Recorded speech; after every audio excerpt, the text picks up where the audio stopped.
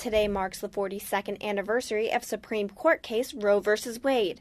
This controversial case made abortion legal in all 50 states. Today, anti-abortion and pro-abortion rights groups gathered from across the country for the March for Life.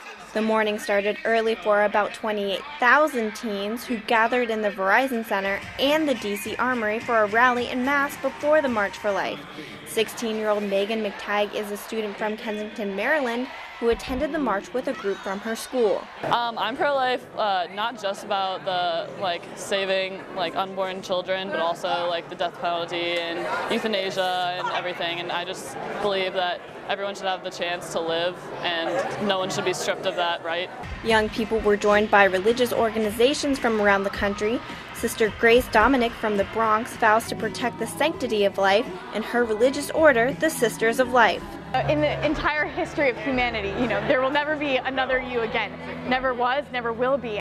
Archbishop of Washington Cardinal Donald Wuerl led the Mass by introducing the papal nuncio, who read a letter from Pope Francis.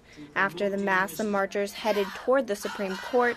Starting at the National Mall, youth groups, schools, and churches sang and cheered to Capitol Hill. At the steps of the Supreme Court, pro-abortion rights groups shared their opinion about Roe v. Wade. I think it's really important to remember that abortion is basic reproductive health care, and it's really important that it's a right that all women have access to, no matter their ability to pay for it or not. Members of Congress opened their doors to marchers from their districts after the march. At least 8 people were arrested during the march. Reporting for the Scripps Howard Foundation Wire, I'm Tori Caven.